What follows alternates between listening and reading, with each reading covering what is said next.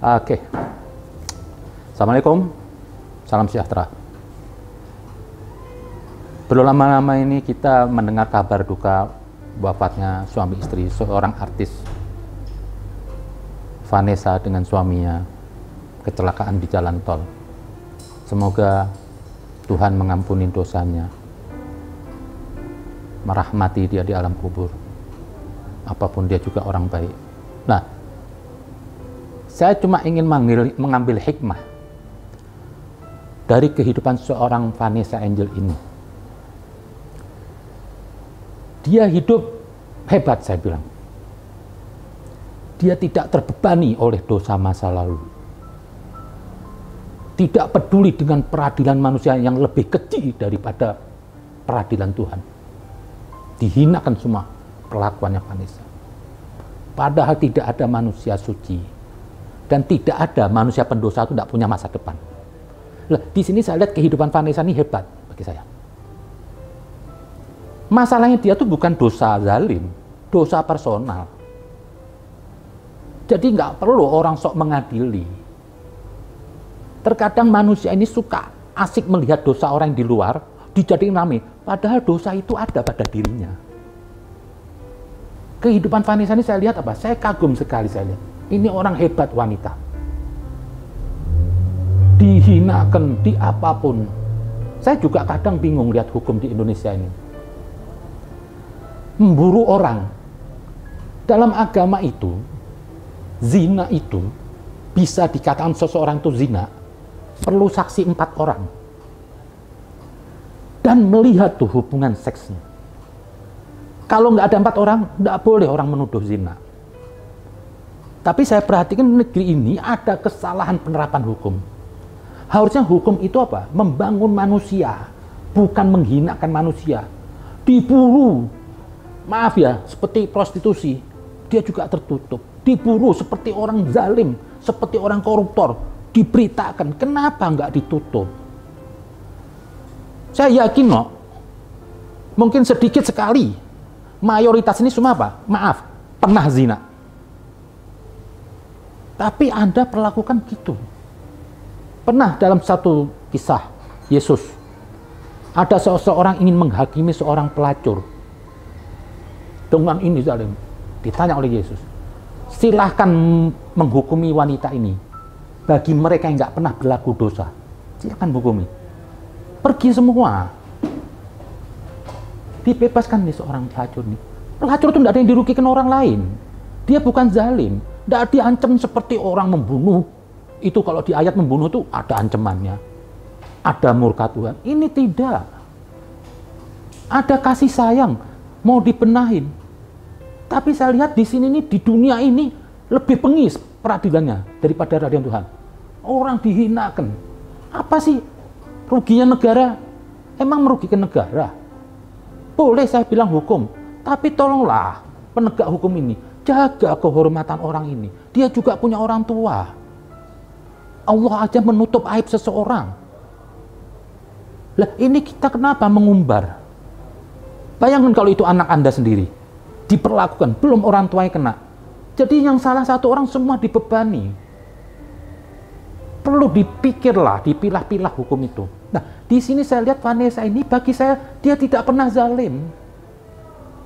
Tapi justru dia dizalimin. Oleh aparat pun juga bisa berlaku salah, karena hukumnya perlu dirubah.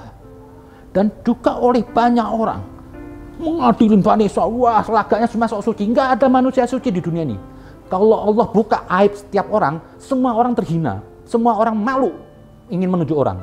Kenapa? 3 jari nunjuk dirinya sendiri.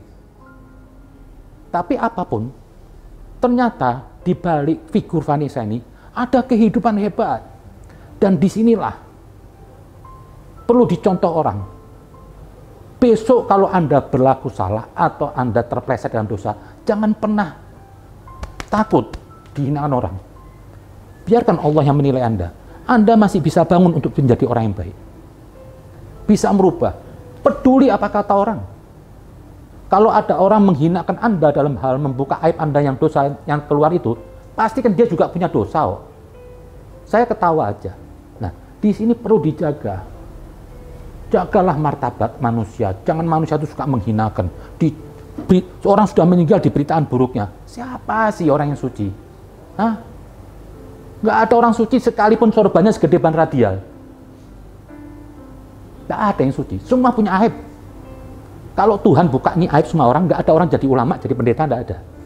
Kita ini semua punya aib. Nah, dalam posisi ini, kita ambil hikmah setiap orang itu kebaikannya. Kalau kita mau cari kesalahan orang, semua orang udah salah. Tapi di sini apa? Jujur, saya lihat apa? Saya mungkin belum mampu seperti Vanessa itu. Tegar dihinakan. Dimasukin penjara. Yang semua hukum yang dikenakan Vanessa itu hukum personal. Bukan merugikan orang lain. Tapi diperlakukan oleh hukum ini dan oleh masyarakat seperti wanita terkutuk. Inilah bangsa kita nih, umat yang sok beragama setiap hari. Bagi saya, orang yang suka mengumpat keburukan orang, itu keburukan itu ada pada dirinya. Saya kadang-kadang sedih, orang digiring, dibawa kantor polisi. Ini nggak maling, ini dosa personal. Harusnya ditutupin, Tuhan aja nutupin. Jadi saya mohon kepada negara, coba direvisi itu. Hukum tentang online, prostitusi online. Silahkan Anda cegah, tapi gerakannya kalem, nggak perlu dipajang orang. Ini bukan kezaliman, bukan maling barang orang, bukan bunuh orang. Siapapun sih, saya yakin loh, orang yang menghukumi siapapun pasti pernah berlaku yang dia jelek-jelekan tentang fasa perlakuannya. Tapi bagi saya nggak ada. Saya yakin dia dimaafkan. Dia sampai sudah punya anak, dipenjarakan. Ini apa? Saya mintalah orang semua nih, yang suka mengumpat aib orang, maksud saya dosa personal, tutup mulut Anda. Lebih baik apa? Urus aib Anda sendiri. Bersyukur orang yang mengurus aibnya sendiri, dia melupakan aib orang. Jujur aja, saya kalau di TV ada isu berita gitu, saya pengen tutup kuping kok. Karena saya mendengar juga takut dosa. Ini aib. Tapi sekarang seperti hal yang biasa. Dikonsumsi, diculekan ini, katanya online, ini itu apa, ini apa. Jangan sok suci lah semuanya. Ustadz juga ini teriak-teriak katanya, hadirin itu semua. Anda juga pernah. Jangan sok suci. Kita juga lagi. Ada kesempatan juga Anda masuk. Jangan mengutuk iblis secara terang-terangan. Sementara di malam hari kesunyian, Anda masih berteman sama iblis itu. Nah, disinilah kadang-kadang dibalik musibahnya Vanessa, tapi saya memetik hikmah yang besar dalam pribadi Vanessa. Seorang yang tegar, seorang yang dia tidak peduli terhadap orang, dia cukup hanya di atas. Hanya yang di atas yang bisa menilai dia. Tapi lihat dia bisa meniti baru, hidup baru, suaminya saya angkat jempol. Lah ini laki. Yang dibilang laki itu ar-rijal qawwamuna 'alan nisa, laki itu pemimpin, mampu menampung wanita yang belum baik. Dibina.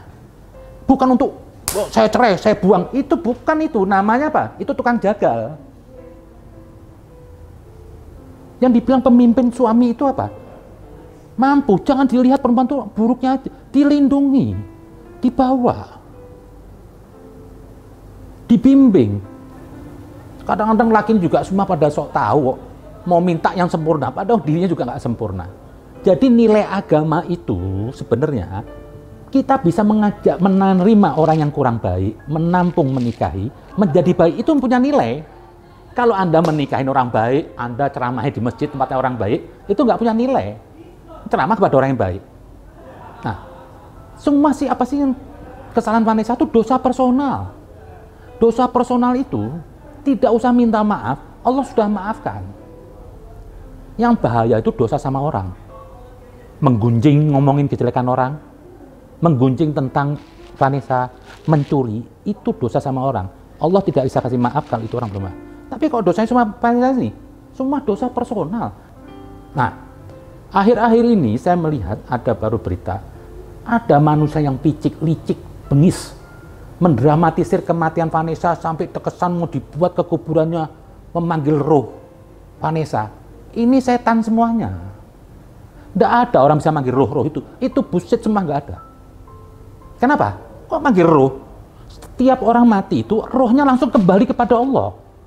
Kok dipanggil-panggil? Dari mana? Itu semua tahayul. Manggil roh, nggak ada itu bohong semuanya. Bisa manggil roh, terus bisa dipanggil dari Allah suruh turun lagi. Kan jelas di Al-Quran, semua roh kembali kepada Allah. Ini manggil roh di kuburan pura-pura bicara Vanessa, ini cuma bohong besar. Untuk mengambil manfaat, kondisi orang lagi duka dengan Vanessa, dia membuat konten mungkin untuk cari ini. Itulah bengisnya manusia. Dia tidak merasakan itu, gimana orang tuanya. Jadi, apapun Vanessa bagi saya itu tetap dia hero. Dia ibu dari anaknya. Allah menyelamatkan anaknya. Itu juga kebesaran mungkin dari ibunya. Anda nggak tahu rahasia Tuhan.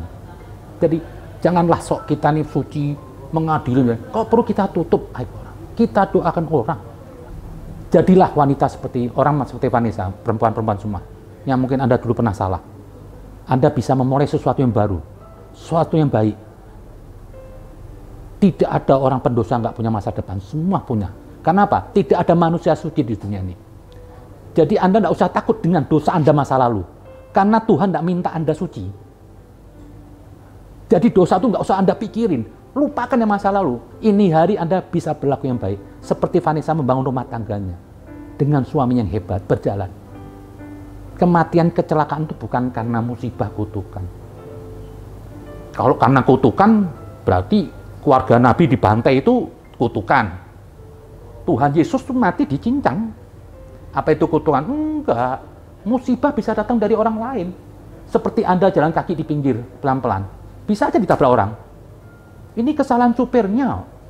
Jadi jangan melihat ini kutukan Tuhan, tidak ada. Itu aja mungkin, terima kasih. Assalamualaikum.